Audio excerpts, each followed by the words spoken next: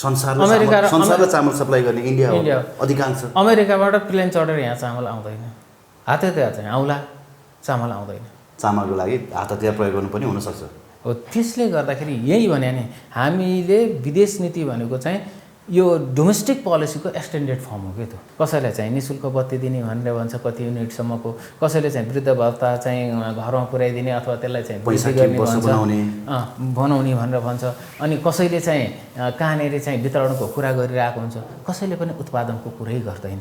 हाम्रा हिजोका उद्योगपतिहरू जति आज सबै चाहिँ उनीहरू दलाली व्यापारी भएका छन्। तपाईँको चाहिँ गाडी लिएर आउने, गाडी बेच्ने उद्योगपतिले के, उद्योगपतिले त गाडी उत्पादन गर्नुपर्ने हो नि त।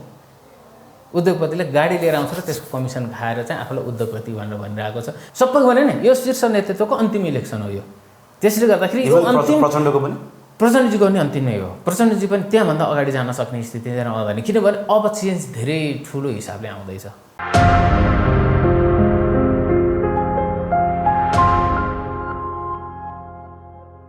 दर्शकवृन्द नमस्कार। PNPKhabar.com को यो विशेष श्रृङ्खलामा आज हामीसँग विश्लेषक उद्धव सिग्देलजी हाम्रो स्टुडियोमा हुनुहुन्छ। सर यहाँलाई हार्दिक स्वागत छ। हस् नमस्ते। अहिले जति पनि जनप्रतिनिधिहरू निर्वाचित हुनुभएको छ उहाँहरूले चाहिँ उत्पादनतर्फ चाहिँ ध्यान दिनुभएको छैन भन्नुभयो। सरकारले अस्ति संसदमा पेश गरेको नीति तथा कार्यक्रममा पनि खासै उत्पादनमुखी बजेट लिएर आउला भन्ने कुरामा चाहिँ डाउटै रह्यो। खालि बाँड्ने मात्रै बजेट आउँछ, कर उठाउने र बाँड्ने मात्रै बजेटतर्फ हाम्रो नेतृत्वहरूको ध्यान छ। यदि हामी उत्पादनमुखी हुन सकेनौँ अहिले यही होइन निकट भविष्यमै भने चाहिँ होइन विथिन भनौँ न नियर फ्युचरमा चाहिँ हामी खाद्यान्न सङ्कटतर्फ जान्छौँ कि भन्ने डाउट चाहिँ धेरैजनाले गरेका छन्। किनभने इन्डियाले त गहुँ निर्यातमा रोक लगाइसक्यो, चिनी निर्यातमा रोक लगाइसक्यो। त्यस्तै अरू 30 वटा राष्ट्रहरूले यो विषयमा गम्भीर तरिकाले सोच्न थालिसकेको अवस्था छ। भोलि इन्डियाले चामल रोकिदियो भने नेपालमा भोकमरी लाग्छ लागिहाल्छ नि, अन्तबाट आउँदैन। कहाँबाट आउँछ? अन्तबाट आउँदैन। संसारलाई चामल सप्लाई गर्ने इन्डिया हो अधिकांश। अमेरिकाबाट प्लेन चढेर यहाँ चामल आउँदैन, हात हतियार चाहिँ आउला, चामल आउँदैन। त्योबाट हात हतियार आउला तर चामल आउँदैन। चामलको लागि हात हतियार प्रयोग गर्नु पनि हुनसक्छ हो। त्यसले गर्दाखेरि यही भने नि हामीले विदेश नीति भनेको चाहिँ यो डोमेस्टिक पोलिसीको एक्सटेन्डेड फर्म हो कि त। हाम्रो डोमेस्टिक पोलिसी के हो त? उत्पादकत्वलाई वृद्धि गर्ने डोमेस्टिक पोलिसी हो। यसैमा हो हामीले अन्तर्राष्ट्रिय समुदायलाई चाहिँ के हो त भन्दाखेरि कन्भिन्स गर्ने कि हामीसँग चाहिँ उत्पादकत्वका यी प्रोजेक्टहरू छन्, तिमीले साँच्चै नै हामीलाई सहयोग गर्न खोजेको छ भने यसमा चाहिँ सहयोग गर। अहिले के हो नि हेर्नुहोस् त, यत्रो नगरपालिकाहरूको चाहिँ तपाईँको मेयरले चाहिँ ढक्क चाहिँ अबको पहिलो निर्णय यो भनेर भन्दै गर्दाखेरिमा चाहिँ वितरणको बाहेक उसले कुरै गर्दैन। कसैलाई चाहिँ निःशुल्क बत्ती दिने भनेर भन्छ कति युनिटसम्मको, कसैले चाहिँ वृद्ध भत्ता चाहिँ घरमा पुर्याइदिने अथवा त्यसलाई चाहिँ बनाउने भनेर भन्छ। अनि कसैले चाहिँ कहाँनिर चाहिँ वितरणको कुरा गरिरहेको हुन्छ, कसैले पनि उत्पादनको कुरै गर्दैन। त्यस कारण चाहिँ अहिलेको सबैभन्दा ठुलो च्यालेन्ज भनेको के हो भन्दाखेरि हाम्रो उत्पादन नै हो। उत्पादकत्व वृद्धि नै गर्ने हो, किनभने हामीले सिस्टम नै चर्मराइदिएका छौँ। हाम्रा हिजोका उद्योगपतिहरू जति आज सबै चाहिँ उनीहरू दलाली व्यापारी भएका छन्। तपाईँको चाहिँ गाडी लिएर आउने, गाडी बेच्ने उद्योगपतिले के, उद्योगपतिले त गाडी उत्पादन गर्नुपर्ने हो नि त। उद्योगपतिले गाडी लिएर आउँछ र त्यसको कमिसन खाएर चाहिँ आफूलाई उद्योगपति भनेर भनिरहेको छ।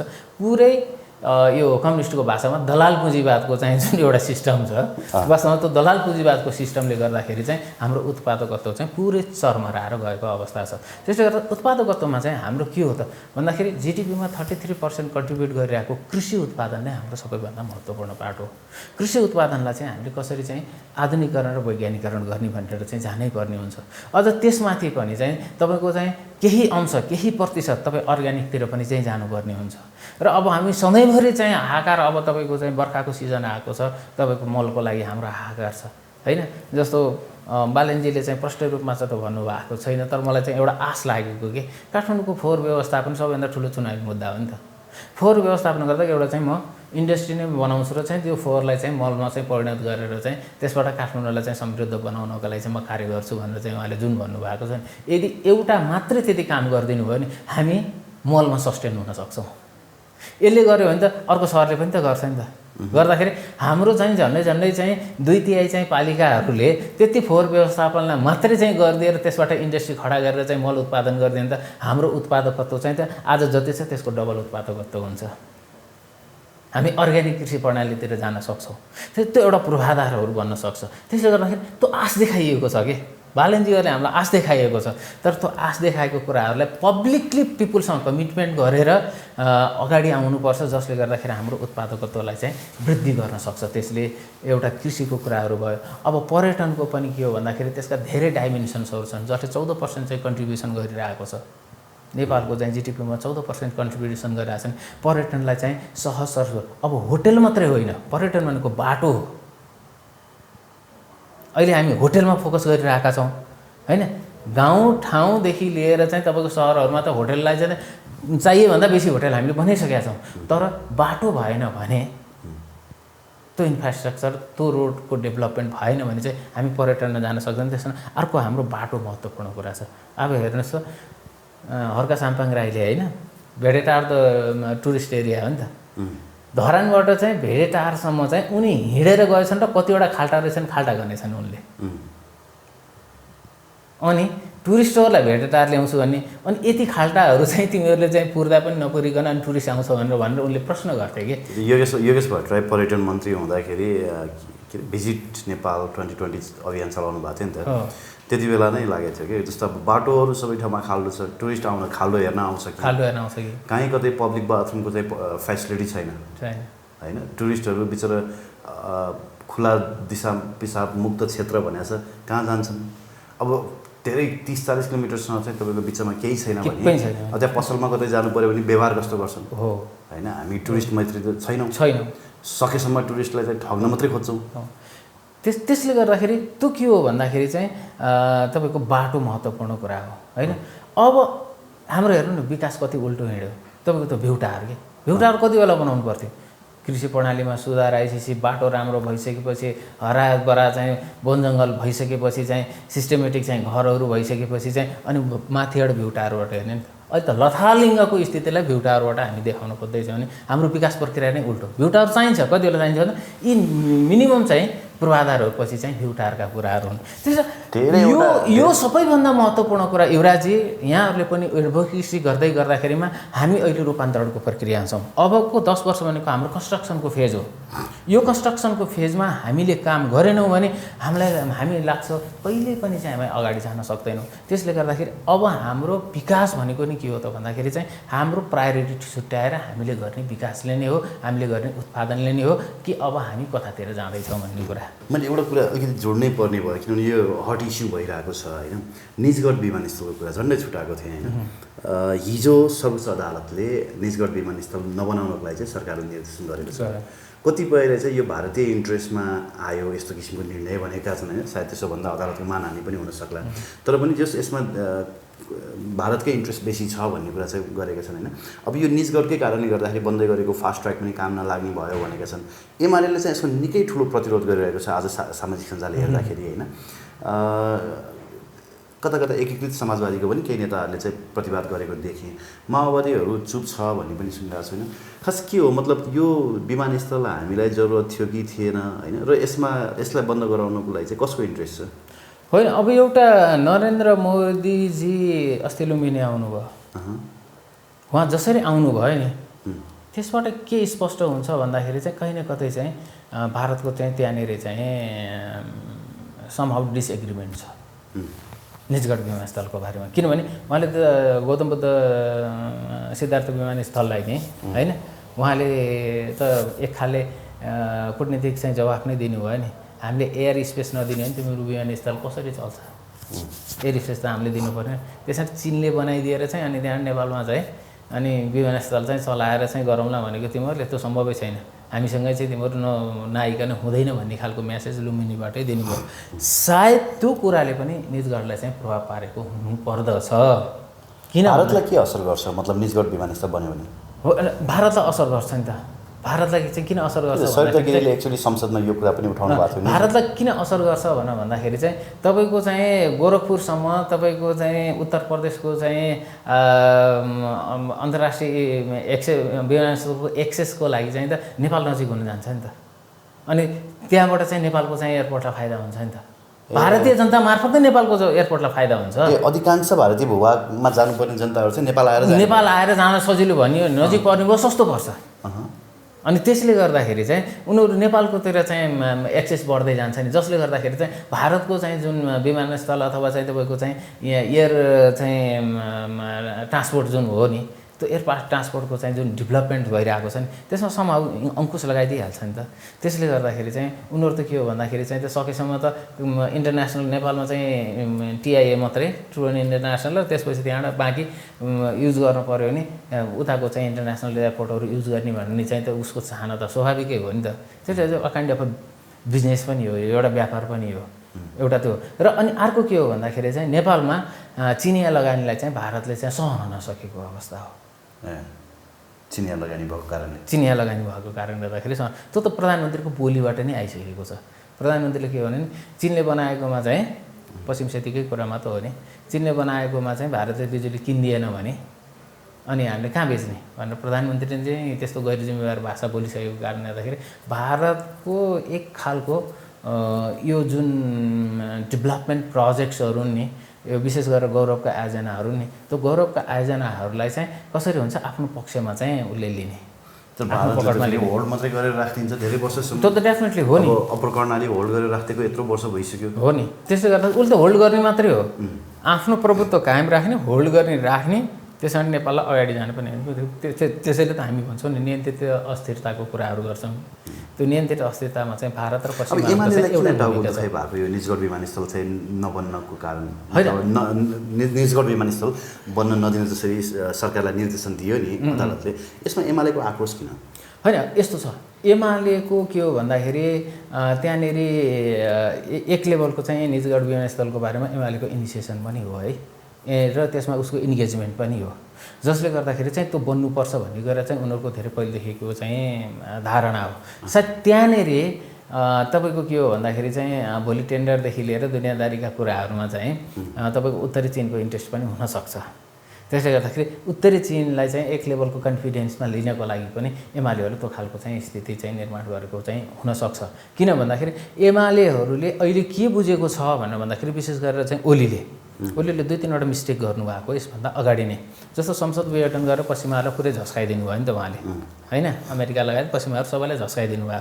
अनि इन्डियालाई चाहिँ उहाँले जुन गाली गर्नुभयो नि, सत्यमेव जयते हो कि सिंहमेव जयते भनेर जुन गाली गर्नुभयो, त्यो गालीले गर्दाखेरि पनि उहाँ वास्तवमा चाहिँ इन्डियनहरू र तपाईँको चाहिँ पश्चिमाबाट एक हिसाबले चाहिँ उहाँहरू किनारमा लाग्दै हुनुहुन्छ कि। त्यसले गर्दाखेरि एउटा चाहिँ अन्तर्राष्ट्रिय बलियो शक्तिको चाहिँ पनि आशीर्वाद भएन भने नेपाल पोलिटिक्स गर्न सकिँदैन। नेपालका राजनीतिक दलहरूको बुझाइ, मेरो बुझाइ होइन है, नेपालका राजनीतिक दलहरूको त एउटा हिंता भाव के छ भन्दाखेरि चाहिँ कि इन्डियाले कि अमेरिकाले कि चिनले चाहिँ हामीलाई चाहिँ प्रोटेक्सन गरेन भने हामी चाहिँ सस्टेन हुन सक्दैनौँ भन्ने खालको चाहिँ उनीहरूको बुझाइ छ। त्यसले गर्दा कम्तीमा पनि चिनसँग नजिक हुनको लागि एमालेहरूको एउटा त्यो स्ट्राटेजी हुनसक्छ। र एमालेहरूले के रियलाइजेसन गर्यो भन्दाखेरि चाहिँ परेको बेलामा चाहिँ त पश्चिमाहरूले हामीलाई विश्वास गर्दो रहेछ, इन्डियनहरूले पनि विश्वास गर्दा रहेछन् भनेपछि त हामीलाई विश्वास गर्ने भनेको चाहिँ त भाइका नाताले चाहिँ त कम्युनिस्ट चिनले नै विश्वास गर्ने हो। त्यसमा एक खालको चाहिँ सहकारी चिनसँग गर्नको लागि पनि चाहिँ त्यो एउटा तपाईँको चाहिँ विमानस्थल कडीको रूपमा चाहिँ प्रस्तुत भएको चाहिँ हुनसक्छ। यो मेरो चाहिँ बुझाइ हो। स्थानीय तहको निर्वाचन सर, आज काठमाडौँ महानगरपालिकाको पनि मत परिणाम आउनुको साथै विजय र्याली पनि सम्पन्न भइसकेको अवस्था छ होइन। समग्रमा यो स्थानीय तहको निर्वाचनलाई यहाँले कसरी हेर्नुभयो? नेपालको लोकतन्त्रको लागि र नेपालको लोकतन्त्रको संस्थागत विकास गर्नको लागि यो स्थानीय निर्वाचन एउटा आधार स्तम्भको रूपमा चाहिँ हेर्नुपर्ने हुन्छ। हिजोको हाम्रो चाहिँ सोचाइ र आज स्थानीय निर्वाचन पछिको चाहिँ सोचाइमा चाहिँ हामीमै पनि परिवर्तन आएको छ। हिजो हामी के सोच्थ्यौँ भन्दाखेरि चुनाव केका लागि, समस्या समाधानको लागि त होइन, चुनाव हुन्छ तिनै पात्रहरूमा केही फेरिएलान्, उनै पात्र दोहोरिएलान्, आउने तिनै दलहरू हो र हिजो जस्तो चाहिँ शासन भएको थियो भोलि पनि हुने शासन त्यस्तै नै हो भन्ने ढङ्गबाट हिजो हामीले सोच्ने गरिरहेको थियौँ। तर यो स्थानीय तहको निर्वाचनपछि चाहिँ होइन, नेपालमा चाहिँ अब रूपान्तरणको प्रक्रियामा चाहिँ जान्छ है भन्ने खालको एउटा ठुलो आश चाहिँ जगाएको छ। त्यसले गर्दाखेरि यो स्थानीय निर्वाचन नेपालको लोकतान्त्रिक व्यवस्थालाई संस्थागत गर्नको लागि चाहिँ एउटा महत्त्वपूर्ण कडीको रूपमा चाहिँ यसलाई हेरिएको छ र त्यसलाई त्यो रूपमा चाहिँ बुझिएको छ। जस्तो यहाँ होइन, पार्टी जुन पार्टीसँग आबद्ध भए पनि यदि व्यक्ति मन परेको खण्डमा अथवा त्यो व्यक्तिले चाहिँ त्यो स्थानीय तहको लागि राम्रो काम गर्न सक्छ भनेको खण्डमा काङ्ग्रेसले नै आरोप लगाइरहेछ अन्तर्घात गर्नेहरूको नाम लिस्ट तयार गर्दैछ होइन। एमाले पनि लज्जास्पद अन्तर्घात भयो भनेर चाहिँ आरोपै लगाइरहेछ। एमालेकाले पनि तपाईँको पार्टी नआइकन भोट हाले, काङ्ग्रेसकाले पनि पार्टी नआइकन भोट हाले होइन। त्यो हिसाबले हामी यो भन्न सक्छौँ कि यो इलेक्सनले चाहिँ तपाईँको भोटरहरूमा चाहिँ केही न केही विवेक पलायो भन्ने कुरा बुझ्न सक्छौँ। होइन, भोटरमा विवेक पलाएको मात्रै होइन, भोटरमा एउटा चेतना चाहिँ यति चाहिँ जागृत भएछ कि राजनैतिक दलभन्दा भोटरहरू चाहिँ धेरै अगाडि रहेछन्। त्यो कुरा पुष्टि गरेको चाहिँ देखिन्छ। यहाँले उठाउनु भएको जुन कुरा छ नि, पार्टीहरूले चाहिँ अन्तर्घात भयो, त्यस कारण चाहिँ चुनाव चाहिँ हामीले ल्याउनु जति चाहिँ गर्न सकिएन, आएन भन्ने खालको चाहिँ जुन एउटा चाहिँ बुझाइ छ नि। पहिला त यो दलहरूले आफैलाई चाहिँ एकचोटि रिभिजिट गर्नु पर्यो। चुनावको समीक्षा गर्दाखेरि हाम्रो कहाँ कमी कमजोरी भएको छ भन्ने कुरा रिभिजिट गर्नु पर्यो। आज नेपाली जनताले आँखा खोलिदिएको छ दलहरूलाई कि तिमीहरू सुध्र, होइन भने तिमीहरू त पतनको बाटोमा चाहिँ त धेरै पहिलादेखि थियौ, अहिले हामीले प्रश्न मात्रै उठाइदिएको हो भनेर भन्छ। देशकै मुटु काठमाडौँमा जसरी बालन शाहको उदय भयो नि होइन, यो भनेको त दलहरूलाई एउटा ठुलो दनक हो भनिरहेका छन् कि बालन शाहको लौरीले दिएको दनक हो पनि भनिरहेछन्। यसबाट चाहिँ तपाईँले भने जस्तै सन्देश दलहरूलाई गइरहेछ होइन, धेरैतिर सन्देश गइरहेको छ। यसबाट के देखियो भन्दाखेरि चाहिँ परेको बेलामा चाहिँ नेपाली जनताले चाहिँ आफ्नो स्वविवेक चाहिँ प्रयोग गर्दा रहेछन्।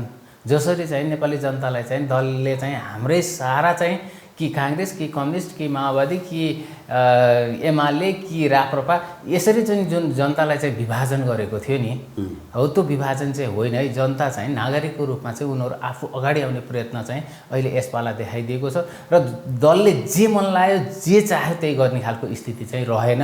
त्यो कुरा चाहिँ प्रष्ट सन्देश चाहिँ नेपाली नागरिकले दलहरूलाई दिएको हो। र एउटा महत्त्वपूर्ण कुरा यहाँले उठाउनु भयो, दलहरूले चाहिँ अहिले समीक्षा गर्ने क्रममा, प्रारम्भिक समीक्षा भनौँ न, प्रारम्भिक समीक्षा गर्ने क्रममा चाहिँ विशेष गरेर मुख्य दल काङ्ग्रेस र एमाले दुईवटा हुन् नि त। मुख्य दलले चाहिँ जुन अन्तर्घातलाई उनीहरूले समीक्षा बनाउने, अन्तर्घातलाई दोष थुपारेर चाहिँ नेतृत्व चाहिँ जुन उम्किने चाहिँ कामहरू गरिरहेको छ नि, त्यो यो फेरि अर्को गल्ती गर्दैछ दलले। यिनीहरूको असक्षमताको प्रतिबिम्ब हो अन्तर्घात भनेको चाहिँ। क्यान्डिडेट दिँदाखेरि चाहिँ जनतामा चाहिँ कुनै प्रभावै नभएको, नागरिकसँग चाहिँ हेलमेलै नगरेको, नबुझेको मान्छेलाई चाहिँ यिनका चाहिँ आदेशमा अथवा चाहिँ यिनले चाहिँ बेचेर जसरी चाहिँ त्यो क्यान्डिडेटहरू चाहिँ दिने कामहरू गरे नि, टिकट बेचेर जुन काम गरे नि, त्यसलाई चाहिँ दलकै कार्यकर्ताले पनि के भने प्रतिवाद गरेको थियो। अन्तर्घात होइन, त्यो प्रतिवाद हो कि दलभित्रैबाट पनि एक खालको मुभमेन्ट चाहिँ सुरु भएको छ, एक खालको चाहिँ थ्रेड। अब दलका कार्यकर्ता मेरै वडामा एमालेको क्यान्डिडेटलाई चाहिँ नदोर्याउनु भन्ने चाहिँ अधिकांश तपाईँको एमाले कार्यकर्ताहरूकै बुझाइ थियो। सुरुमा त एमालेकै एकजना कार्यकर्ताले चाहिँ बागी उम्मेदवारी दिए स्वतन्त्रमा होइन, पछि उहाँ ब्याक हुनुभयो सहमति जनाएर।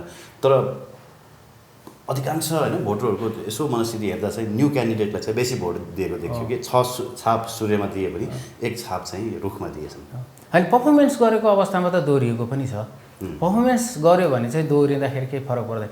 पर्फर्मेन्स पनि गरेको छ नि, लिडरसिपसँग चाहिँ आफ्नो एप्रोच भएको कारणबाट चाहिँ फेरि चाहिँ उठ्दाखेरिमा चाहिँ त्यस्तालाई चाहिँ आफ्नै दलभित्रका कार्यकर्ता नागरिकले झन् राम्रोसँग मूल्याङ्कन गरेर बसेका रहेछन् र उनीहरूले त्यो कुरालाई चाहिँ राम्रोसँग छिनोफानो गरेको स्थिति चाहिँ पक्कै पनि हो। त्यसले समग्रतामा चाहिँ यो स्थानीय निर्वाचन भनेको चाहिँ वास्तवमा चाहिँ अब रूपान्तरणको प्रक्रियामा जान्छ है नेपाल भन्ने खालको एउटा राम्रो सन्देश दिएको छ।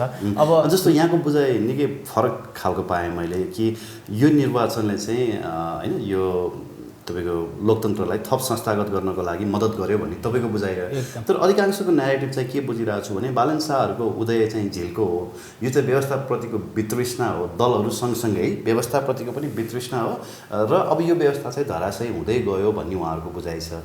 तपाईँको अलिकति फरक खालको बुझाइ आयो होइन, यो दुइटालाई एनालाइसिस गर्नुपर्दा के भन्नुहुन्छ यहाँले? होइन, मैले त्यो एउटा होइन, व्यवस्थाप्रतिको वितृष्णा भन्दा पनि यो लिडरसिपप्रतिको वितृष्णा हो। पोलिटिकल पार्टिजको चाहिँ जुन गतिविधि हो त्यो गतिविधिप्रतिको चाहिँ वितृष्णा हो। तब अहिलेको परिणामलाई नै हेर्नुहोस् न, जित त दलकै भएको छ नि त। देशव्यापी हेर्नु भने दलकै जित हो नि त। दलमा पनि राम्रो क्यान्डिडेटहरू दिएको छ नि, त्यसलाई चाहिँ सहस्र रूपमा पिपुलले स्वीकार गरेको अवस्था हो।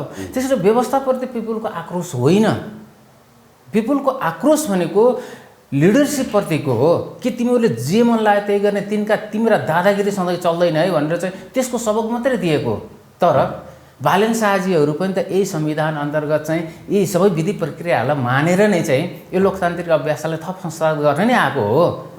त्यसले गर्दाखेरि बालेन शाहहरू भनेको व्यवस्थाको चाहिँ विरोधको प्रतीक हो भनेर चाहिँ बुझियो भने त्यो अत्यन्त गलत बुझाइ हुनेछ। त्यसले गर्दाखेरि उहाँहरूले के भने व्यवस्था भन्दा नि लिडरसिपलाई चाहिँ च्यालेन्ज गरेको हो।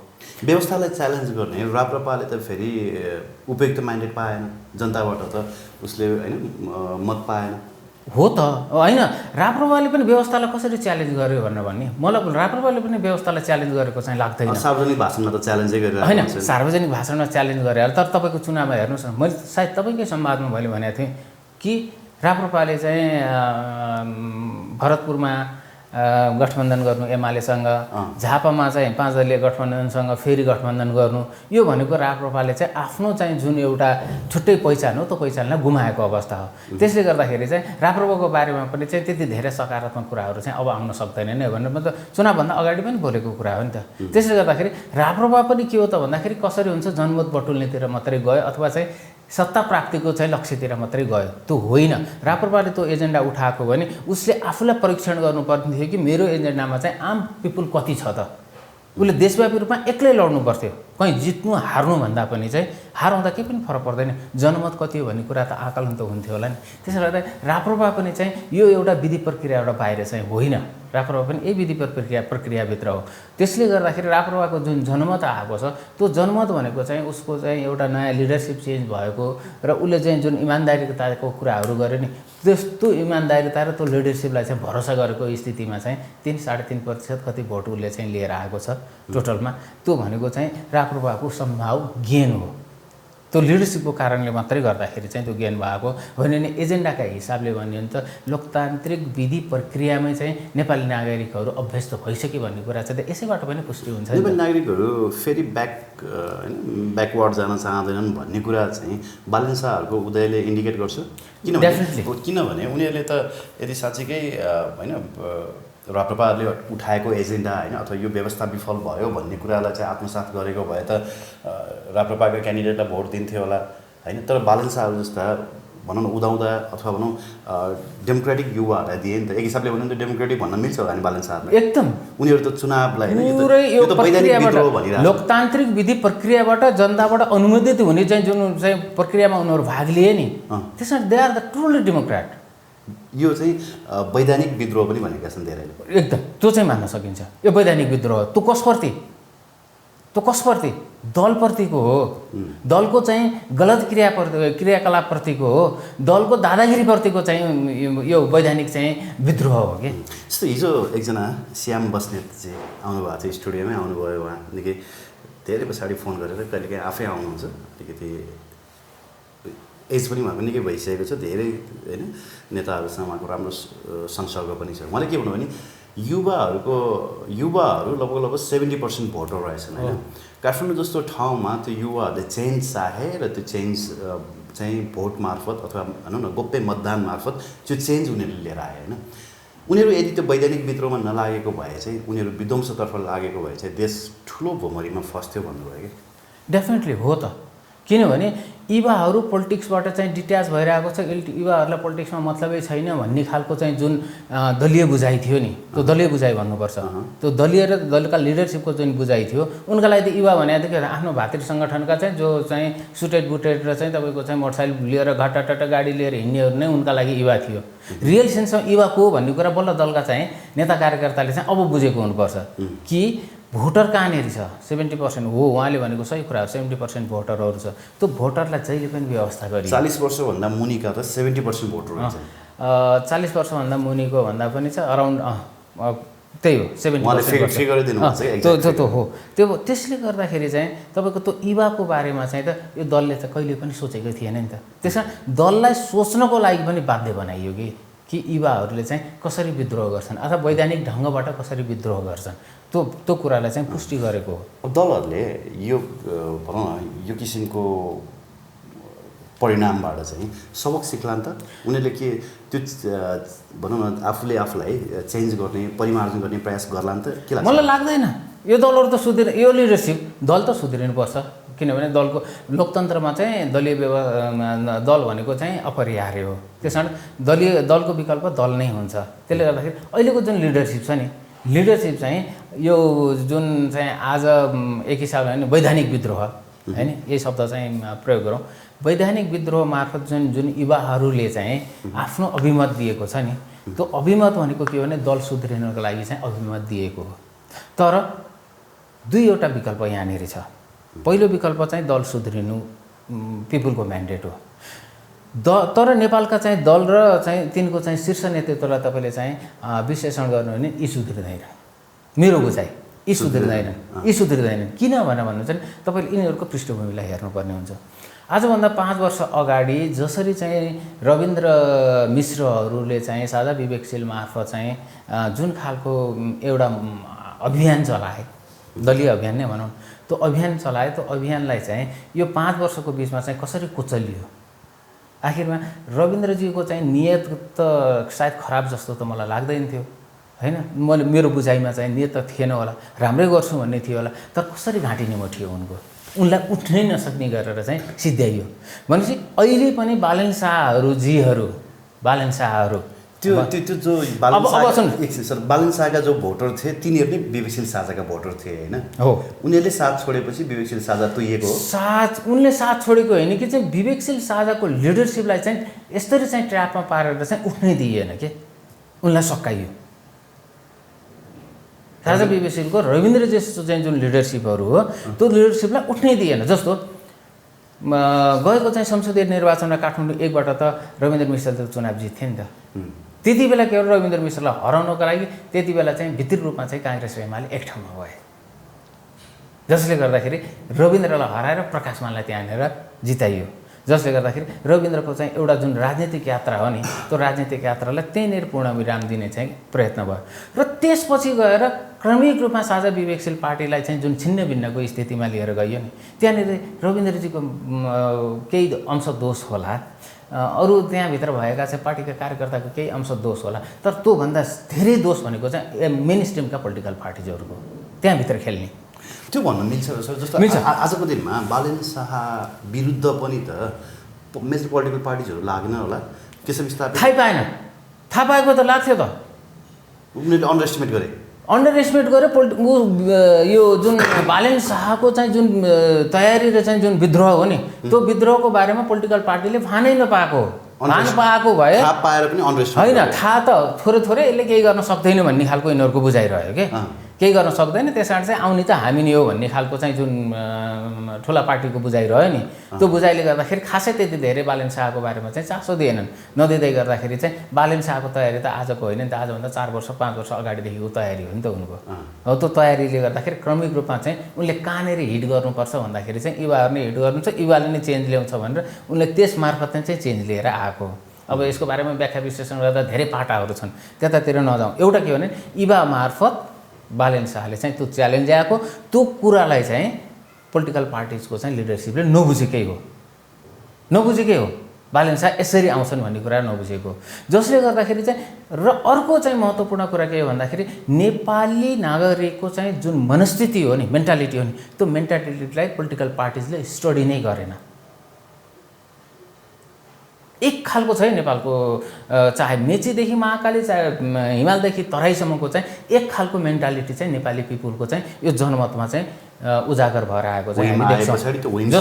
त हेर्नुहोस् न, 48 सालको निर्वाचनमा मेची महाकाली नै काङ्ग्रेस, दोस्रोमा चाहिँ एमाले, त्यसपछि गएर 62-63 पछिको परिवर्तनमा देशव्यापी माओवादी, तत्पश्चात चाहिँ काङ्ग्रेस चाहिँ एमाले। 70 सालमा माओवादीप्रति ठुलो आक्रोश आयो पिपुलमा। मेचीको पिपुलले महाकालीको चाहिँ पिपुलसँग सल्लाह त गरेको थियो नि, तर माओवादीलाई कसरी बढाएर दिए? मेची महाकालीलेबाटै बढाएर आयो नि त।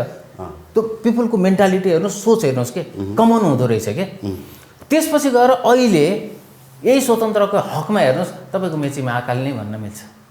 मेची महाकाली नै पिपुल के हो भन्दाखेरि खराब क्यान्डिडेटलाई सिधाइदिनुपर्छ र राम्रो क्यान्डिडेट थियो भने स्वतन्त्र होस् कि पार्टीको होस् त्यसलाई जिताउनुपर्छ भनेर पिपुलले एउटा मनस्थिति बनाएर रहेछ। त्यो रिफ्लेक्सन भयो। यो कुरालाई पोलिटिकल पार्टिजले बुझ्नै सकेन कि पोलिटिकल पार्टिज कहाँ थियो भन्दाखेरि चाहिँ हामीले निर्णय गरेपछि त अन्त भोट हाल्ने ठाउँ छैन, हामीलाई जसरी नै चाहिँ भोट हाल्नुपर्छ हामीले जस्तो मान्छे दिए पनि उसलाई भोट हाल्नुपर्छ भन्ने खालको चाहिँ जुन यो पोलिटिकल पार्टीको बुझाइ हो नि, त्यो बुझाइले गर्दाखेरि चाहिँ बालेन शाहजीहरूलाई, हर्क साम्पाङलाई, गोपी हमाललाई चाहिँ यिनले चिन्नै नसकेको भनेर त एकजना पूर्व माननीय निकटका व्यक्तिले चाहिँ लाटो मान्छेलाई उठाए पनि यो ठाउँमा त एमालेले जित्छ भनेर भन्थ्यो, उदाहरण दिएर त्यसो भने लौरो होइन, पार्टीको लौरो उठाए पनि त्यो त लौरो उठाए गणेश मान्छेको क्षेत्र लौरो उठाए पनि जित्छ भन्ने खालको जुन बुझाइ थियो नि पोलिटिकल पार्टी छ, कहीँ काङ्ग्रेसको गढ बनाएछ, कहीँ एमालेको गढ बनाएछ, कहीँ माओवादीको गढ बनाएछ, त्यहाँ त हामीले लौरो उठाइदियो नि जित्छ भन्ने खालको जुन यिनको बुझाइ थियो नि,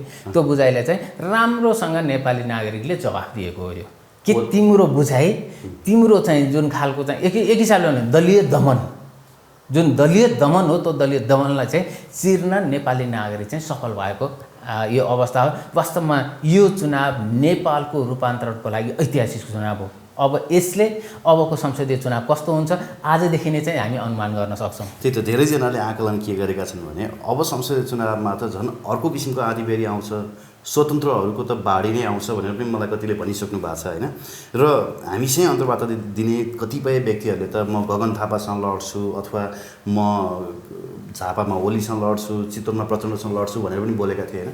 अब उहाँहरू उत्साहित भएर साँच्चीकै त्यसै गरी लडेर जाने हो भने त जनताले अर्को किसिमको हुइम ल्याइदिन फेरि के भयो होइन, त्यो हुइम आउन सक्छ। तर त्यही भएर त दलमा सुधार चाहियो नि। आज दलका शीर्ष नेताहरू खासै त्यसरी बोल्न सकिरहेको अवस्था छैन नि त।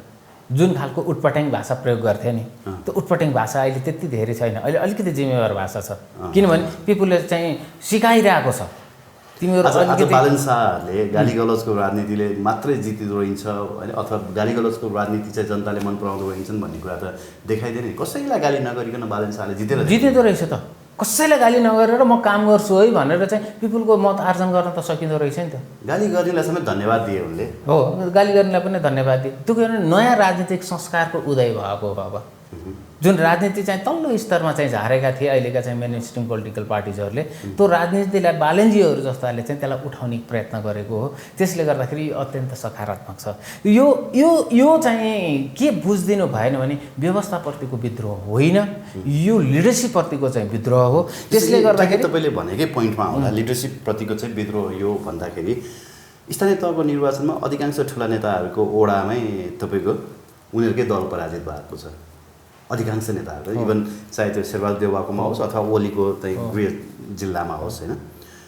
अब यसले चाहिँ संसदीय चुनावमा इम्प्याक्ट गर्यो भने त यत्रो वर्ष हालिमली गरेका होइन प्रधानमन्त्री आलो पालो प्रधानमन्त्री खाइरहेका नेताहरू नै बढारिए भने त फेरि प्रधानमन्त्रीमा पनि नयाँ अनुहार देख्न पाइने हो कि सर? नकार्न सकिँदैन। पिपुल अब उठिसक्यो। अब शेरबहादुर देउवा हार्यो भने त बाध्य भएर गगन थापालाई बनाउनु पर्ने हो कि शेखर कोइरालालाई बनाउनु पर्ने हो कि?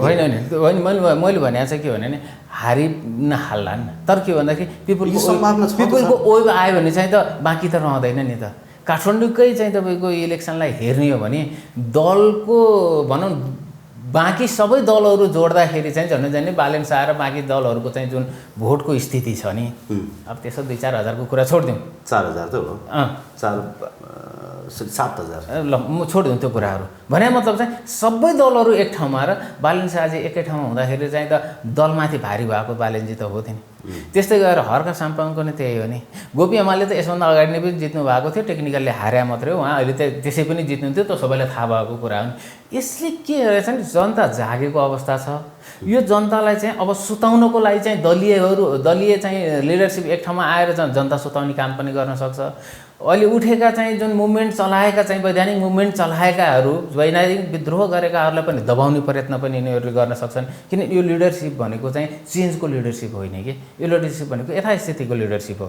त्यसले गर्दाखेरि यो लिडरसिपप्रति चाहिँ यो सुध्रिने प्रयत्न भन्दा पनि दबाउने प्रयत्न गयो भने विस्फोट नै हुनसक्छ। त्यो अवस्थामा सारा टप लिडरसिपहरू सबै हार्न सक्ने स्थिति पनि आउन सक्छ। त्यसले गर्दाखेरि यो लिडरसिपले बडो गम्भीर भएर सोच्नुपर्ने स्थिति चाहिँ पक्कै पनि छ। किनभने कुनै गठबन्धनले पनि काम गर्दो रहेछ। परिस्थिति चाहिँ त्यस्तो खालको चाहिँ निर्माण भइसकेको अवस्था थियो। त गठबन्धन थियो, गठबन्धन कामै लागेन त।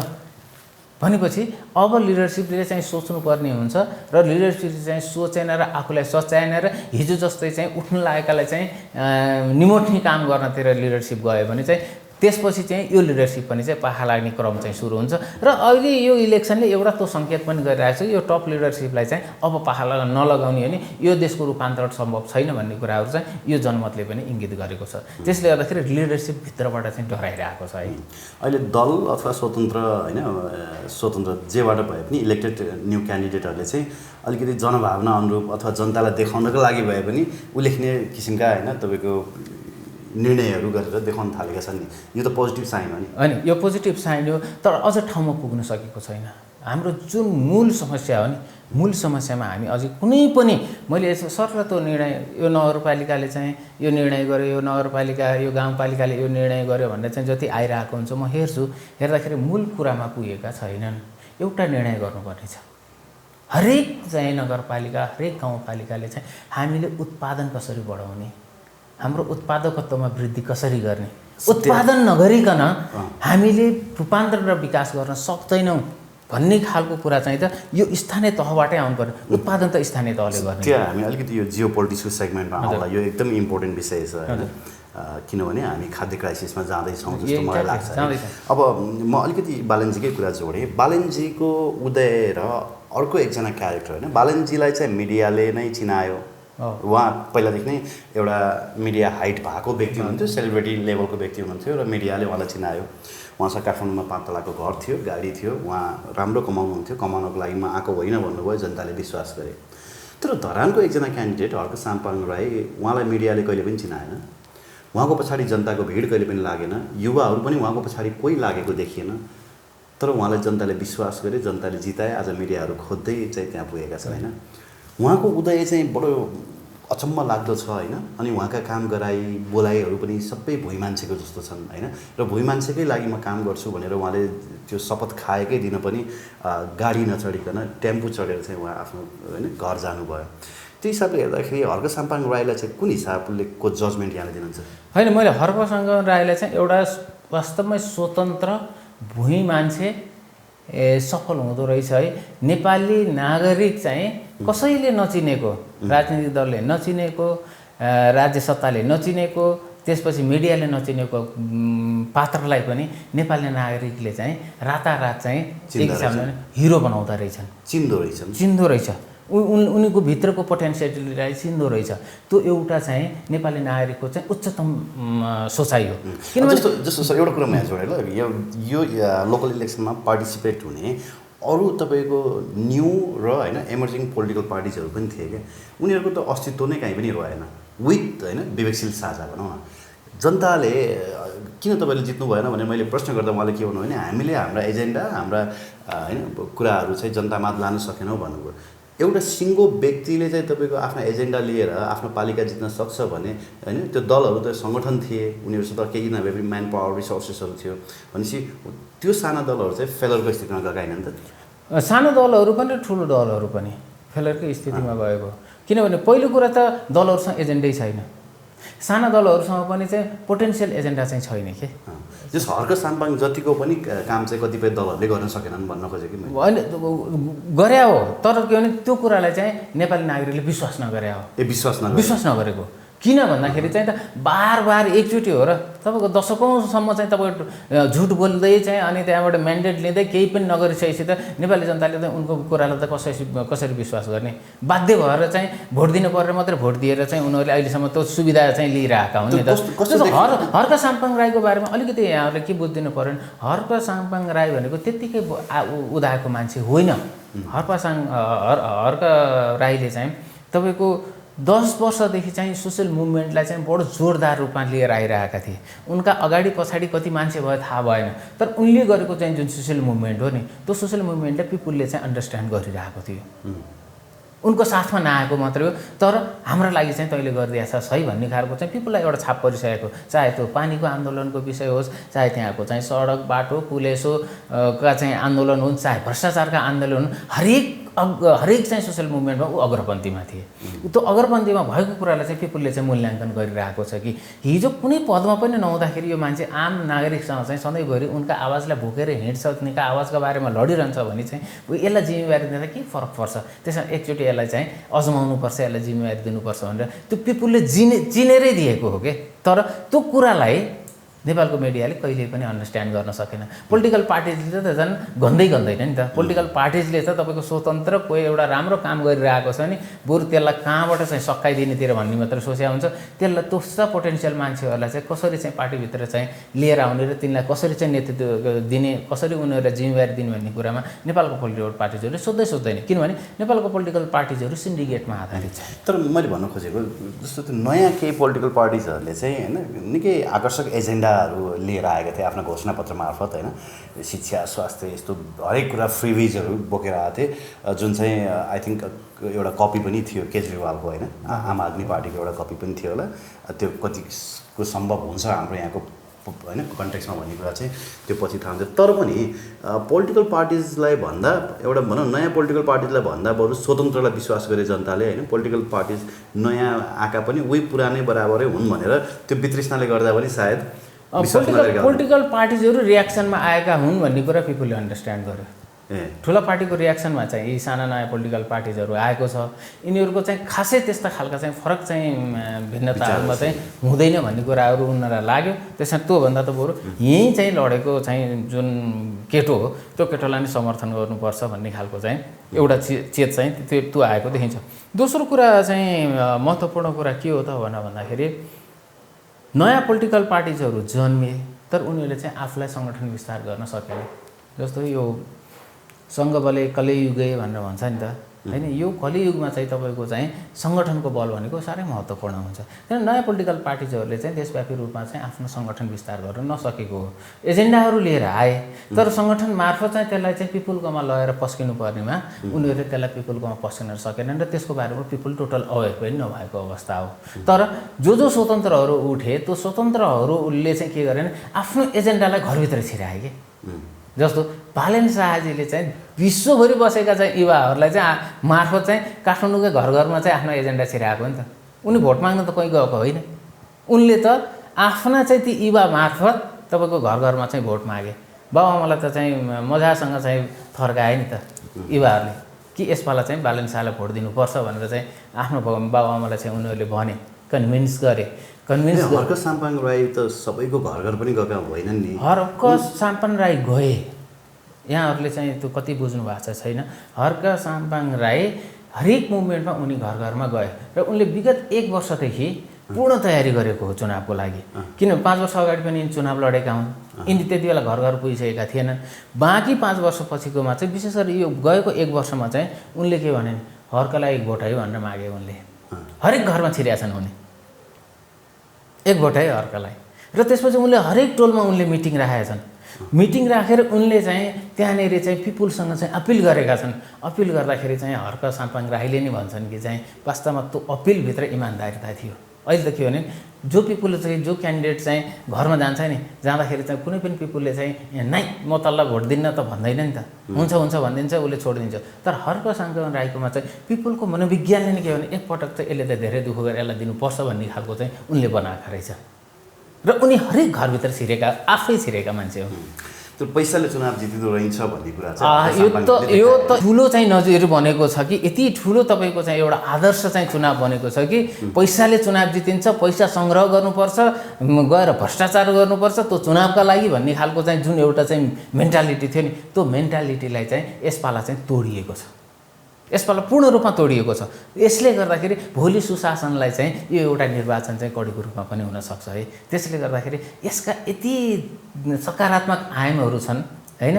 त्यो सकारात्मक आयामहरूलाई नै अब हामीले के भने उजागर गर्नुपर्ने हुन्छ। किनभने दललाई त हामीले गाली गर्नुसम्म गरिसक्यौँ कि गाली गर्दैखेरि पनि यी सुध्रेनन्, नसुध्रेपछि त पिपुलले नै विद्रोह गर्नुपर्दो रहेछ नि त। यति धेरै अभियानहरू चल्यो नि यो देशमा, त्यो अभियानहरूले त कुनैले काम गरेन नि त। तर पिपुलले बुझेको रहेछ कि चाहिँ दललाई सुधार्नु पर्यो नि, दललाई चाहिँ जवाफ कहाँबाट दिनु भन्ने कुरो पिपुलले बुझेको रहेछ, उसले मूल्याङ्कन गरेर बसेको रहेछ। जसले गर्दाखेरि चाहिँ वास्तवमा अब सुशासन लोकतन्त्रको सुदृढीकरण तपाईँको चाहिँ एउटा चाहिँ पर्फेक्ट चाहिँ शासन पद्धतिको बारेमा जानलाई यसले बाटो बनाएको छ। तर अवरोध र चुनौतीहरू यति धेरै छन्, अब त्यसलाई छिचल्ने चाहिँ कसरी भन्ने कुराहरू हुन्छ। तर पिपुलले साथ दिउन्जेलसम्म चाहिँ यी जनप्रतिनिधिहरू लिएर मिलाएर जानुपर्छ सबैलाई। तर के अरे अनावश्यक कुराहरूमा चाहिँ सम्झौता गर्नु हुँदैन भन्ने कुरा चाहिँ अब यिनीहरूले पनि राम्रोसँग बुझ्नुपर्ने हुन्छ। र अब के हो भन्दाखेरि यो रूपान्तरणको प्रक्रियामा जाँदै गर्दाखेरिमा तपाईँको के हुन्छ नि अलिकति पीडाहरू पनि हुन्छ। त्यो पीडालाई चाहिँ सहन र चाहिँ झेल्न सक्ने चाहिँ तागत यिनले राख्नु पर्यो र यी स्वतन्त्रले मात्रै राम्रो काम गरेन। अब दलका चाहिँ जति निर्वाचित भएका छन् नि हामीले काम गरेन हाम्रो चाहिँ भविष्य चाहिँ छैन है भन्ने खालको चाहिँ उनीहरूलाई पनि चेताएको छ। त्यसले गर्दाखेरि चाहिँ केही न केही हिजोभन्दा भोलि चाहिँ अलिकति बेटर काम हुन्छ भन्ने कुरामा चाहिँ हामी आश्वस्त हुनैपर्ने हुन्छ। जस्तो अर्को एउटा प्रश्न, पोखरामा चाहिँ यो इफेक्ट किन लागू भएन? किनभने देशका ठुला महानगरपालिकाहरूमा यो किसिमको परिवर्तन देखियो। तपाईँको झन्डै भरतपुरमा पनि त्यो किसिमको चेन्जेस देखिनेवाला थियो है, तर अलिकति त्यहाँ टेक्निकल कुराहरू भयो होला। अनि यहीँ बागमती पारी ललितपुरमा चाहिँ त्यो किसिमको इफेक्टले किन काम गरेन होइन? यो विषयमा केही चर्चा गरौँ। अलिकति के हो भन्दाखेरि चाहिँ त्यो एक्सेसको कुराहरू पनि हुँदो रहेछ। जस्तो काठमाडौँमा चाहिँ मोस्टली चाहिँ यो इफेक्ट लिएर आउनुमा यो लहर लिएर आउनुमा चाहिँ विदेशमा बस्ने युवाहरू नै हो होइन। विदेशमा त फेरि ललितपुरका मान्छे पनि छन्। होइन, ललितपुरका मान्छे कम छन्, यसरी बुझ्नुपर्ने हुन्छ। किन पपुलेसन जहाँ धेरै हुन्छ नि त्यो पपुलेसनको इम्प्याक्ट इफेक्ट धेरै हुन्छ। त्यसले गर्दाखेरि काठमाडौँको चाहिँ म्याक्सिमम चाहिँ बाहिर गएर बस्नेहरूको क्यान्डिडेट चाहिँ ललितपुरले दिन सकेन। एउटा त क्यान्डिडेट त हो नै होइन। त्यो खालको क्यान्डिडेट, त्यो खालको लिडरसिप, त्यो खालको भिजन भएको चाहिँ क्यान्डिडेट त्यो ललितपुरमा चाहिँ नआएको हुनसक्छ। र अर्को के भने ललितपुरमा चाहिँ त्यति धेरै कन्ट्रोभर्सीमा आएका चाहिँ अहिले जुन चुनाव लडिरहेका थिए उनी होइनन्। जो कन्ट्रोभर्सीमा आएको छ उसलाई जवाफ दिएको छ। चिरीबाबु महर्जन उनी कन्ट्रोभर्सीमा त्यति आएको छैन। दलबाट भए पनि एउटा सोझ इमान्दार मान्छेले चाहिँ हामीलाई शासन गरिरहेको छ, केही फरक पर्दैन भन्ने खालको सहज रूपमा बुझाएर देखियो त्यहाँनिर। पोखराको हकमा चाहिँ एउटा चेन्ज त भयो होइन। एउटा चेन्ज के भयो भन्दाखेरि चाहिँ एमाले चाहिँ लौरो उठाए पनि चाहिँ पोखरा हाम्रै हो भन्ने खालको जुन बुझाइ थियो त्यो बुझाइलाई यसपालि राम्रोसँग जवाफ दिएको। किन भन्दाखेरि प्रदेश सांसद भइरहेको एउटा लाभमा पदमा बसिरहेको चाहिँ व्यक्तिलाई फेरि लिएर आएर त्यहाँ मेयरमा चाहिँ उठाउनु भनेको त एउटा कुरा के हो भन्दाखेरि अरू मान्छे नै छैनन् एमाले भित्र। त्यसमा एमाले भित्रको चाहिँ जुन एउटा एक हिसाबले भन्यो भने विद्रोह भयो नि, त्यो विद्रोहको एउटा त्यो प्रतीक पनि हो भने पोखरा आफैमा पनि त्यस्तो ठुलो सिटी होइन र त्यो कतिपय अवस्थामा त न्युली डेभलप भइरहेको छ। त्यसको अलिक पेरिफेरियल चाहिँ एरियामा चाहिँ कोरमा एउटा छ, पेरिफेरियल एरियामा चाहिँ एउटा। र अनि पोखराको चाहिँ चमकीले चाहिँ त्यसको डेमोग्राफी, त्यसको कल्चर, त्यसको चाहिँ सोसल स्ट्रक्चरलाई चाहिँ बुझ्नुपर्ने हुन्छ।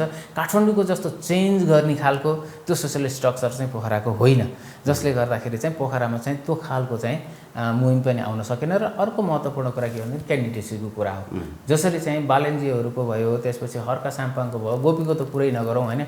यो क्यान्डिडेसीहरू भनेको के हो भन्दाखेरि आफैमा म चाहिँ जुझ्न र चाहिँ रूपान्तरणको लागि आएको भन्ने कुरा उनीहरू अपिल गर्न सक्यो भने पोखराकालीले त्यो अपिल गर्न नसकेको अवस्था चाहिँ पक्कै पनि। होइन, अटेरी अभियान त उहाँ आफैले चलाउनु भएको, सुरु मात्रै गर्नुभएको थियो अटेरी अभियान। र अर्को के भने नि यो जति पनि चाहिँ स्वतन्त्रहरूले जितेको छ नि यो स्वतन्त्रले आजको आजै होइन है, यिनीहरूको तयारी धेरै पहिलादेखि तयारी भएकाहरूको चाहिँ विन भयो। तयारी नगरिकन एकैचोटि चाहिँ आएकाहरूले चाहिँ सकेन हो। त्यसले गर्दाखेरि तयारीका साथ उनी किनभने 5 वर्ष अगाडि नै यो खालको रिजल्ट आउँछ भनेको 5 वर्ष अगाडि नै फाउन्डेसन बनेको थियो नि त। रन्जु दर्शना र किशोर थापाले जुन भोट लिएर आए त्यसलाई त्यति बेला एक ठाउँमा जोड दिएर चाहिँ एउटा क्यान्डिडेट भएकोदेखि त त्यति बेला चेन्ज आउँथ्यो नि काठमाडौँमा त। त्यति बेला चेन्ज आउँथ्यो। तर उनीहरू फुट्दै गर्दाखेरिमा दललाई फाइदा भएको। र यसपालि पनि बालनजीसँग सायद सुनिता डङ्गोल चाहिँ मेयरमै चुनाव लडेको भए सायद त्यहाँनिर पनि फुट भएर दल फेरि त्यहाँनिर पनि आउन सक्ने स्थिति हुन्थ्यो। 13,000 भोट त सायद प्रकाश सामीले पनि ल्याउनु भएको छ। त्यसले गर्दा त्यहाँनिर फुट दिएको भए सायद त्यो पनि हुन सक्थ्यो। तर अब के भने रिजल्ट आइसकेपछि त्यो रिजल्ट नै चाहिँ सर्वोपरि हो। यो रिजल्ट सर्वोपरि हुँदै गर्दाखेरि काठमाडौँमा चाहिँ दुईटै नयाँ अनुहार आए। दुईटै हिजो राजनीतिक रूपमा चाहिँ कुनै पनि दलमा स्थापित भएका पात्र होइनन् होइन। बालनजी त पूर्ण रूपमा स्वतन्त्र नै हो। सुनिताजी त चुनाव लड्नको लागि मात्रै एमाले हो, नत्र उहाँ पनि चाहिँ स्वतन्त्र नै हो। जसले गर्दाखेरि चाहिँ यो नयाँ अनुहार आएको छ। यो नयाँ अनुहार आउँदै गर्दाखेरिमा मलाई लाग्छ काठमाडौँमा काम गर्न पनि त्यति धेरै असहज होला जस्तो चाहिँ लाग्दैन। अब यति धेरै कुरा गरिसकेपछि केशव स्थापितको बारेमा कुरा नगर्दाखेरि उहाँलाई होइन अन्याय होला होइन। स्थापितजीले सुरुदेखि नै बढी ओभर कन्फिडेन्स देखाउनु भयो होइन। उहाँको त्यो होइन बढी आत्मविश्वास भनौँ न, आवश्यकताभन्दा बेसी आत्मविश्वास र कतिपयले चाहिँ फेरि उहाँकोले अरूलाई थुत्नुको आरोप लगाउनु भयो, उहाँ आफ्नै थुत्नुले गर्दाखेरि चिप्लिनु भयो भनेका छन् कि त्यसले गर्दा पनि धेरै भोट चाहिँ उहाँको काटियो भन्छन्। यहाँले चाहिँ कसरी विश्लेषण गर्नुहुन्छ? त्यसमा त त्यति धेरै दुविधा नहोला। उहाँको चाहिँ जुन राजनीति गर्ने शैली हो, जुन कन्ट्रोभर्सीले नै चाहिँ उहाँले आफ्नो चाहिँ पहिचान बनाउनु भएको थियो, अब चाहिँ कन्ट्रोभर्सीले पहिचान बनाएर चुनाव जितेर अब अर्थ छैन। तिम्रा रूपान्तरणका मुद्दा के हुन् भन्दाखेरि छैन। उम्, पिपलले त रूपान्तरण खोज्यो कि रारा तालमा स्विमिङ कम्पिटिसन गराउँछु भनेर त भएन। यसले गर्दाखेरि चाहिँ उहाँ के हो भन्दाखेरि अहिलेको चाहिँ जुन चेन्जिङ चाहिँ डाइनामिक्स छ, चेन्जिङ चाहिँ जुन सोसाइटल स्ट्रक्चर छ, त्यो स्ट्रक्चरभित्र उहाँ फिट हुन नसक्नु भएको। उहाँ 54 सालमा फिट हुनुहुन्थ्यो। त्यति बेलाको राजनीतिको लागि पर्फेक्ट हुनुहुन्थ्यो। उहाँ त्यति बेला पर्फेक्ट हो, तर अहिलेसम्म यति घर्किसक्यो कि चाहिँ अब रिजल्ट दिनुपर्ने हुन्छ कि, किनभने उहाँ त मन्त्री हुनुहुन्थ्यो नि, उहाँले के रिजल्ट दिनुभयो त नि? प्रदेश सरकारको मन्त्री हुनुहुन्थ्यो, मन्त्री एउटा बर्खास्त गरिएको मान्छे, उहाँको इमेज त त्यहीँनिर डाउन भइसकेको थियो। बर्खास्त गरिएको मान्छे हो, मुख्यमन्त्रीले बर्खास्त गरेको उहाँलाई। त्यसले गर्दाखेरि चाहिँ उहाँ चाहिँ त्यसको लागि योग्य छैनन् भन्ने कुरा काठमाडौँको जनताले बुझे, जसले गर्दाखेरि चाहिँ उहाँलाई यसपाला चाहिँ आराम गर्न दियो र एक हिसाबले राजनीतिबाट आराम गर्नुहोस् भन्ने खालको चाहिँ म्यान्डेट हो यो। वेल रेस्पेक्ट टु होइन अल दिज इन्डिपेन्डेन्ट क्यान्डिडेट्स र उहाँहरूलाई सफल कार्यकालको शुभकामना पनि हामी दिउँ। अब जाँदै म अलिकति अर्को पाटोमा पनि कुरा गर्न चाहेँ। जस्तो नेपालमा अस्ति भर्खरै अमेरिकी विदेश सहायक मन्त्री आउनुभयो। विदेश सहायक मन्त्री नै हो होइन? अमेरिकी उपमन्त्री, विदेश उपसहायक मन्त्री, विदेश उपसहायक मन्त्री। यो फेरि अस्ति भर्खरै डोनाल्ड लो आउनुभयो, अहिले जिया। उहाँ चाहिँ सिधै तपाईँको टिबेटन रेफ्युजी क्याम्पमा जानुभयो। राज्यसँग चाहिँ अनुमति नलिएको भन्ने कुरा आएको छ। हुन त राज्यकै सुरक्षा संयन्त्र प्रयोग गरेर गएको भन्ने कुरा पनि आएको छ। केपी ओलीले हिजो संसदमा यो कुरा पनि उठाउनु भयो होइन, हाम्रो परराष्ट्र नीतिमा हामी किन होइन अडिग छैनौँ, हामी किन एउटा मात्रै देशको सपोर्ट गरिरहेको छौँ, छिमेकीलाई किन चिड्याइरहेको छौँ भन्ने कुरा उहाँले उठाउन खोजिरहनु भएको छ होइन। एमसिसी पास भएसँगै हामी डेमोक्रेट्सहरूको किताबमा गइसक्यौँ भनेर चाहिँ तपाईँले पटक पटक बोल्दै आउनु भएको कुरा हो होइन। अब यसले चाहिँ के इन्डिकेट गर्छ, अब यो पछिल्ला गतिविधिहरू चाहिँ केसँग रिलेटेड छन् जस्तो लाग्छ?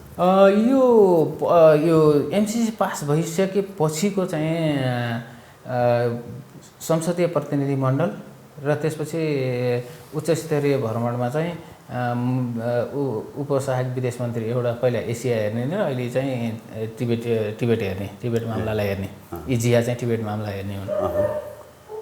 यो जुन आगमन छ नि, यो आगमन र उनको जुन गतिविधि र क्रियाकलाप छ, यो एउटा स्वतन्त्र सार्वभौम राष्ट्रको चाहिँ कूटनीति विरुद्धको चाहिँ गतिविधि हो।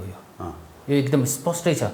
उनीहरू त के हो भन्दाखेरि चाहिँ कस्तो खालको बिहेभ देखाउनु खोल्यो भने यो हाम्रो चाहिँ सबअर्डिनेट स्टेट हो भन्ने खालको चाहिँ उनीहरूको चिन्तनबाट चाहिँ जियाको भरमट भयो जस्तो चाहिँ लाग्छ।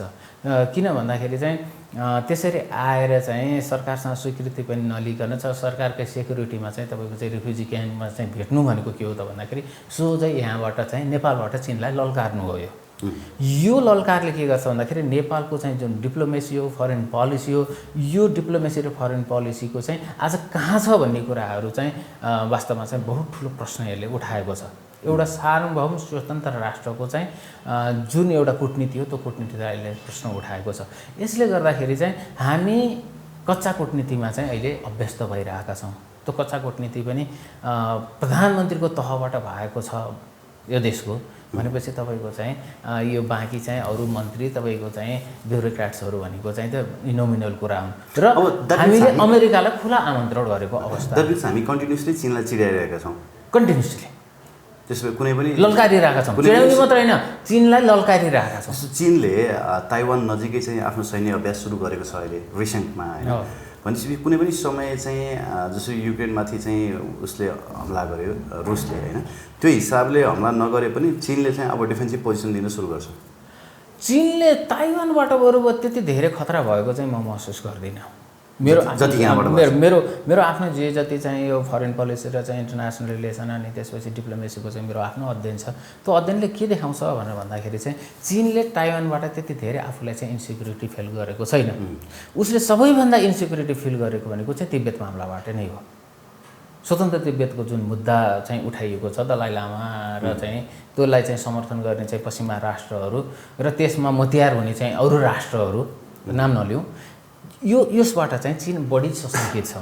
उसले चाहिँ एकदम नजिकबाट चाहिँ आफ्नो चाहिँ नेसनल सेक्युरिटीमा चाहिँ चुनौती त्यहाँनिर उसले देखेको छ।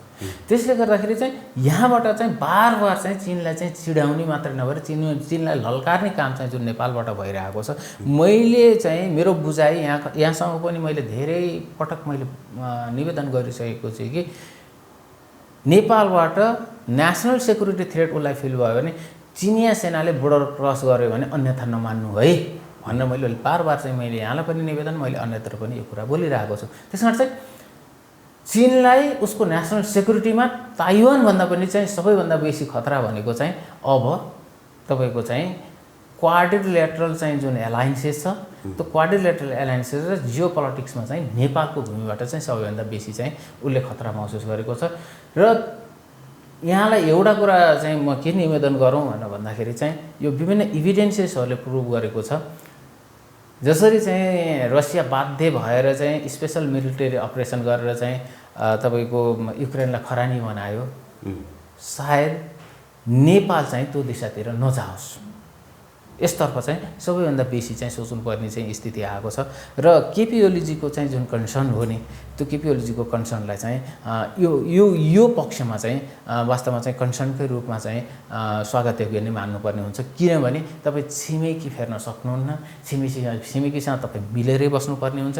यदि तपाईँ छिमेकीसँग मिल्न सक्नु भएन तपाईँले कुनै पनि खालको दुर्घटनालाई चाहिँ आमन्त्रण गर्दै हुनुहुन्छ, त्यो कुरा स्पष्ट हो। त्यसले गर्दाखेरि नेपाल चिनिया नेसनल सेक्युरिटीको लागि तिब्बतका कारणले गर्दाखेरि चाहिँ खतरा नहोस्। जुन जियाको घटना हो, जियाले आएर जुन जावलाखेलको रिफ्युजी क्याम्पले भिजिट गर्यो, त्यो भिजिट गर्नुको चाहिँ ठुलो मायने छ। त्यसको सन्देश के हो? त्यसको सन्देश के हो भने हामी नेपाल मार्फत चाहिँ टिबेटियन चाहिँ जुन फ्रिडमको चाहिँ मुभमेन्ट हो त्यो यहाँबाट उठाउँछौँ र त्यसलाई तिब्बतसम्म चाहिँ लिएर जान्छौँ भन्ने खालको चाहिँ एउटा म्यासेज हो। र अर्को के हो भने नेपालबाट चाहिँ म्याक्सिमम तपाईँको चाहिँ चीन विरोधी चाहिँ गतिविधिहरू भयो भने, एक्सचेन्ज नीतिको विरोधी गतिविधिहरू नेपालबाट भयो भने चाहिँ त्यो अवस्थामा चाहिँ चीनले नेपाललाई आक्रमण गर्न सक्ने स्थिति आउँछ। चीनले यदि नेपाललाई आक्रमण गर्यो भने त्यो अवस्थामा चाहिँ तिब्बत डिस्टेबलाइज हुन्छ।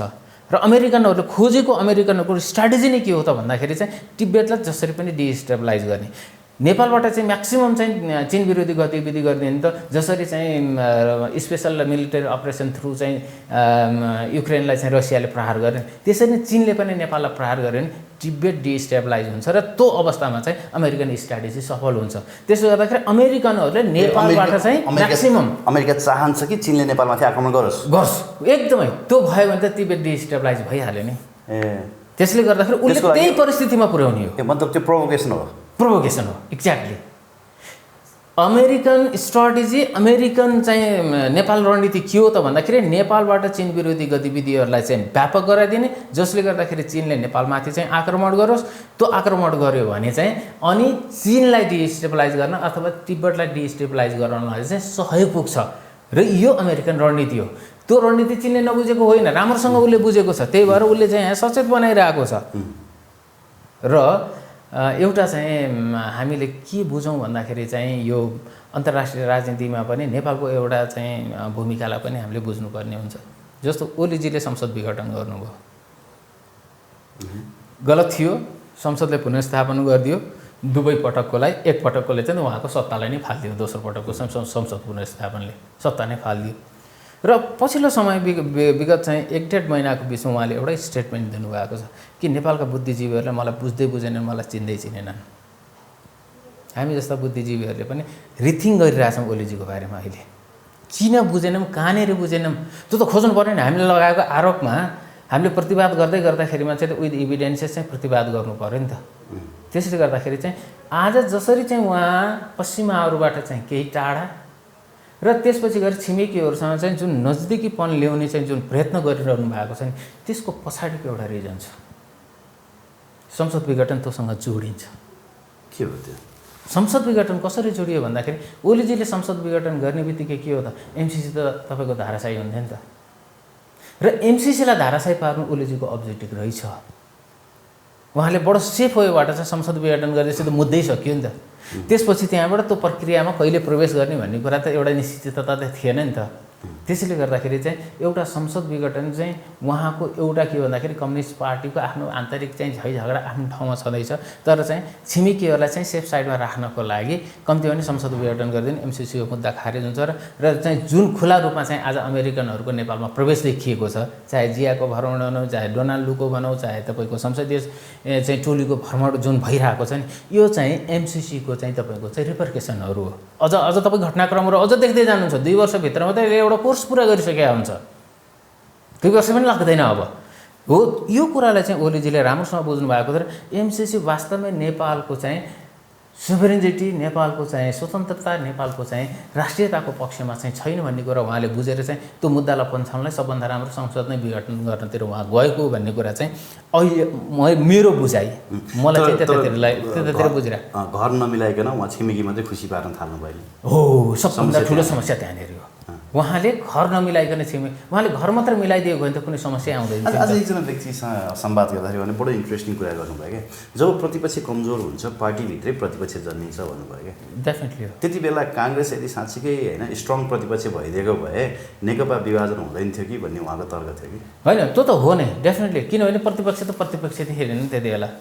पछिल्लो समयमा त अझ सत्तापक्षको एउटा सहयात्री भइरहेको थियो नि त प्रतिपक्ष त पार्टीभित्रै एउटा जन्मेको थिएन। यो त तपाईँको चाहिँ 2048 सालमा पनि प्रतिपक्ष त प्रतिपक्ष थियो, तर त्योभन्दा पनि कडा प्रतिपक्ष त्यहाँ 3674 चाहिँ 3600 प्रतिपक्ष थियो नि त त्यहाँ, जसले सरकार नै ढाल्न सफल भएको अवस्था थियो नि त। त्यसले गर्दाखेरि नेपालको चाहिँ यो एउटा चाहिँ लोकतान्त्रिक चाहिँ जुन अभ्यास छ, जुन दलीय अभ्यास छ, त्यो दलीय अभ्यास चाहिँ पर्फेक्टली नहुँदै गर्दाखेरिको परिणाम हो। किनभने अहिले हाम्रो जुन लिडरसिप छ नि, त्यो लिडरसिप चाहिँ अत्यन्त सङ्कीर्ण लिडरसिप हो। यो दल चलाउन सक्ने लिडरसिपै होइन, यो लिडरसिपले गुट चलाउन जानेको छ, जबकि गुटले तपाईँको चाहिँ दल चलाउन सक्दैन। यी गुटपतिहरू हुन् जति छन् ती दलपति होइनन्। यी गुटपतिहरूले दल चलाउन सक्ने यिनीहरूको सामर्थ्य नै छैन, जसको कारणले गर्दाखेरि त्यहीँभित्रबाट चाहिँ प्रतिपक्ष जन्मिने स्थिति हो। र भोलिको दिनमा चाहिँ यो 5 दलीय गठबन्धनले लिएर आयो भने त्यहीँभित्रबाट प्रतिपक्ष जन्मिन्छ, अर्को प्रतिपक्ष चाहिँ के हुन्छ थाहा छैन। यदि यो गठबन्धन रहिरह्यो भने, होइन भने चाहिँ त मलाई लाग्दैन गठबन्धन कन्टिन्यू हुन्छ भन्ने कुरा त मलाई अझै पनि लाग्दैन। किन भन्दाखेरि ओलीजीले एउटा पहल चाहिँ पक्कै पनि गर्नुहुन्छ, किनभने ओलीजीको स्ट्राटेजी नै अब गठबन्धन रहने कि नरहने भन्ने कुरा चाहिँ निर्धारण गर्छ।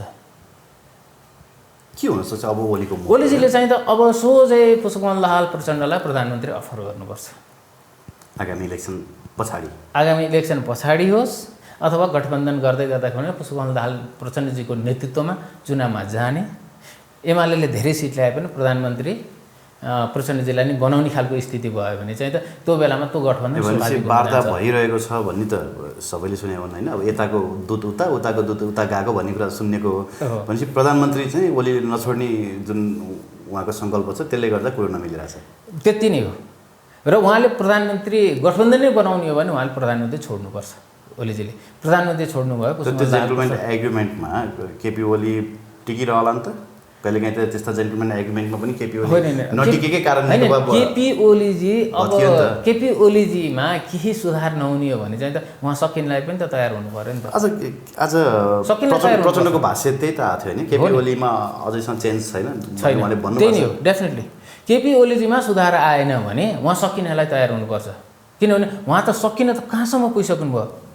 1 वर्षको मात्रै तपाईँले चाहिँ उयो गर्नुहोस् न इभ्यालुएसन ओलीजीलाई।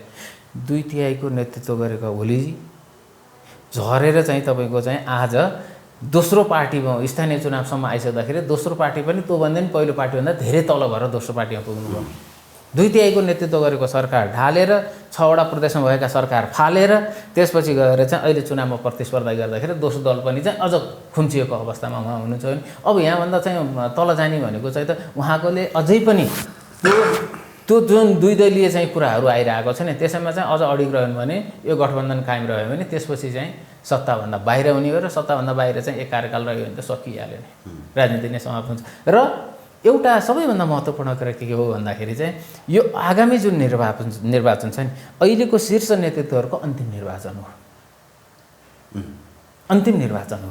त्यसैले गर्दाखेरि यो अन्तिम निर्वाचन भएको कारणले ओलीजीलाई पनि के भने मैले प्रधानमन्त्री छोडेँ भने त्यसपछि त मेरो राजनीति नै समाप्त भयो।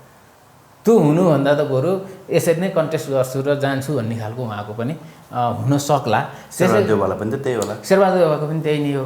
सबैको भने नि यो शीर्ष नेतृत्वको अन्तिम इलेक्सन हो यो। त्यसले गर्दाखेरि यो अन्तिम प्रचण्डको पनि प्रचण्डजीको पनि अन्तिम नै हो। प्रचण्डजी पनि त्यहाँभन्दा अगाडि जान सक्ने स्थिति आउँदैन, किनभने अब चेन्ज धेरै ठुलो हिसाबले आउँदैछ, धेरै ठुलो हिसाबले आउँदैछ चेन्ज। त्यसले गर्दाखेरि चाहिँ उहाँहरूको लागि चाहिँ करिब करिब यो अन्तिम इलेक्सन हो। त्यसले गर्दाखेरि त्यहाँबाट चाहिँ रूपान्तरणतिर जाने नै हो। Okay sir, thank you very much यहाँलाई। हस्, यहाँले चाहिँ जुन यो मौका दिनुभयो यसको लागि यहाँलाई पनि धेरै धेरै धन्यवाद।